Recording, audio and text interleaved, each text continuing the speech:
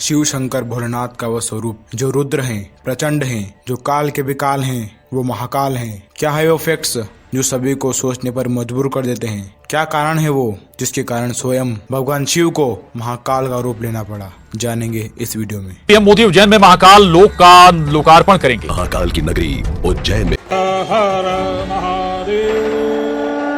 शिव पुराण के अनुसार आज की उज्जैन में, जो कि प्राचीन समय में अवंतिका नाम से प्रचलित था, इसी नगरी में एक शिव भक्त ब्राह्मण रहता था। इसका नाम वेद प्रिय था और इसके 4 पुत्र थे जो भगवान शिव के भक्त थे।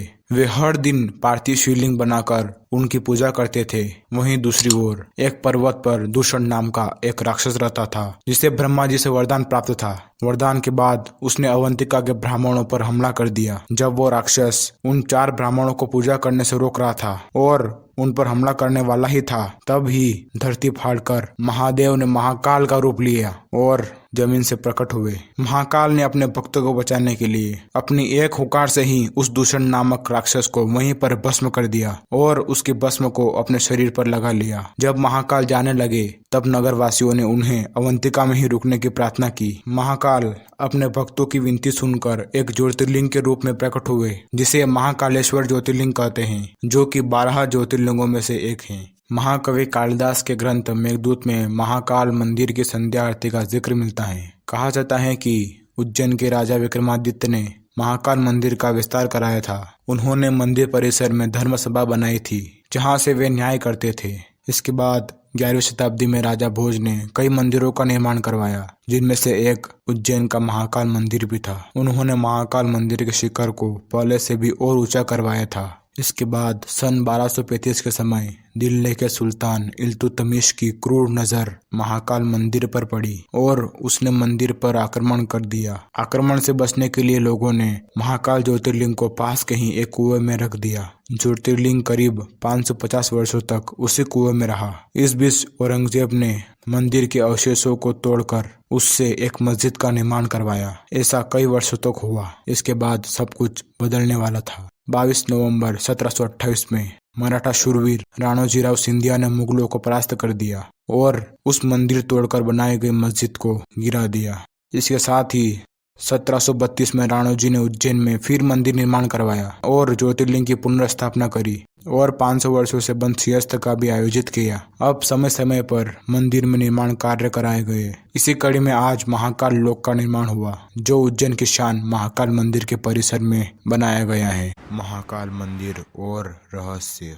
अब हम वीडियो के उस भाग में आ चुके हैं जो मिस्टीरियस और काफी अद्भुत हैं, जिन्हें सुनकर आप बाबा महाकाल को और करीब से जानेंगे। आखिर क्यों होती है भस्म आरती? कहा जाता है कि जब महाकाल ने दूषण नामक राक्षस का अंत किया था तो उन्होंने उसकी राख को अपने शरीर से लगाया था। इसीलिए हर दिन मुर्दे की राख से महाकाल की भस्म आरती होती थी। लेकिन जब एक दिन मंदिर परिसर में कोई मुर्दा नहीं मिला जिसकी राख महाकाल की भस्म आरती में इस्तेमाल की जा सके, तो मंदिर के पुजारी ने अपने बेटे की ही बलि दे दी और उसकी भस्म से भस्म आरती को संपन्न किया। यह देखने के बाद महादेव प्रसन्न हुए और पुजारी के बेटे को पुनर्जीवित कर दिया। तब भगवान शिव ने पुजारी से कहा कि आज से उनकी आरती कपिला गाय के गोबर से बने कंडे से की जाए। तब से महाकाल की आरती कपिला गाय के कंडे, शम्मी, पीपल, पलाश, बड़, अमलतास और बेर की लकड़ियों को जलाकर तैयार किए गए भस्म से की जाती है। महाकाल नाम का रहस्य। काल के 2 अर्थ होते हैं, एक समय और दूसरा मृत्यु। प्राचीन समय में उज्जैन से ही विश्व का मानक समय निर्धारित होता था, इसीलिए इस ज्योतिर्लिंग को महाकाल कहते हैं। इसका दूसरा कारण यह है कि जब भगवान शिव ने दूषण का अंत किया था तब भगवान शिव दूषण का काल बनकर आए थे, तो नगरवासियों ने उन्हें अंत काल तक वहीं रुकने के लिए कहा। इसीलिए भी भगवान शिव को महाकाल कहते हैं। क्यों रात नहीं रुकता राजा?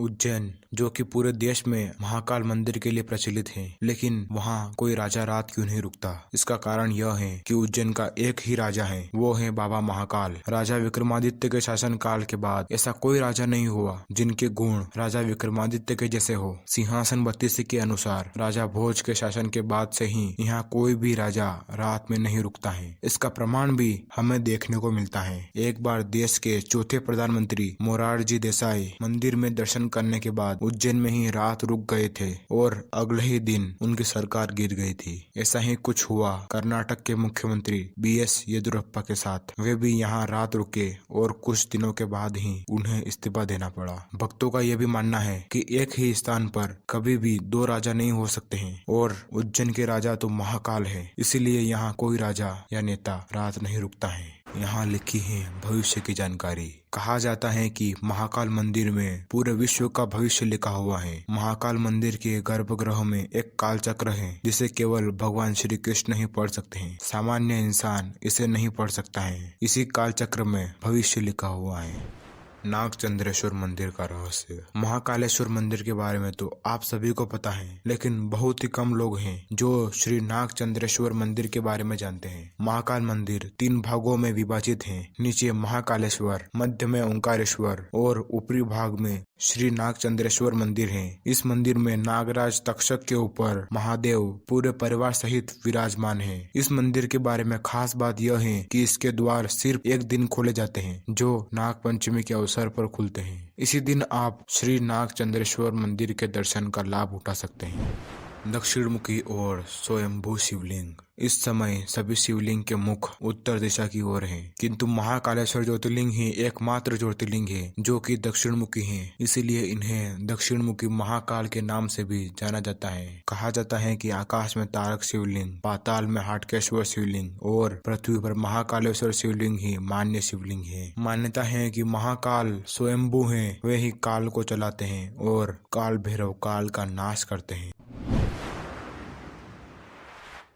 श्री महाकाल लोक बनाने के लिए 2017 से ही सारी प्रक्रिया शुरू की गई। कई सारे प्लान बनाना शुरू किए गए, जमीन का चयन किया गया और 2019 से ही कार्य शुरू किया गया। इसके लिए कई कठिनाइयों का सामना भी करना पड़ा। करीब 800 घरों को शिफ्ट करना पड़ा, लेकिन श्री महाकाल लोक बनाने के लिए उज्जैन के वासियों ने इसमें अपना भरपूर योगदान देते हुए प्रशासन का साथ दिया। महाकाल परिसर के आसपास के लगभग 17 छोटे स्कूलों को 2 बड़े स्कूलों में बदला गया। श्री महाकाल लोक का वातावरण शुद्ध रखने के लिए इसमें करीब 50,000 पौधे लगाए गए। श्री महाकाल लोक में भारतीय इतिहास की झलक भी मिलती है। मूर्तियों में शिव पुराण का चित्रण किया गया है। समुद्र मंथन का दृश्य भी महाकाल लोक में दर्शाया गया है। श्री महाकाल लोक में रावण की कैलाश पर्वत उठाते हुए मूर्ति भी हमें दर्शाई गई है। ऐसे ही महाकाल लोक के परिसर में विष्णु जी, गणेश जी, ब्रह्मा जी, माँ दुर्गा की भी मूर्तियाँ हमें देखने को मिलती है। रुद्र सागर जो कि महाकाल लोक का एक अहम भाग है, इसकी भी सुंदरता को बढ़ाया गया है। श्री महाकाल लोक को लगभग 350 करोड़ रुपयों की लागत में बनाया गया है और 11 अक्टूबर 2022 को माननीय प्रधानमंत्री श्री नरेंद्र मोदी ने श्री महाकाल लोक का उद्घाटन किया, जिसका गवाह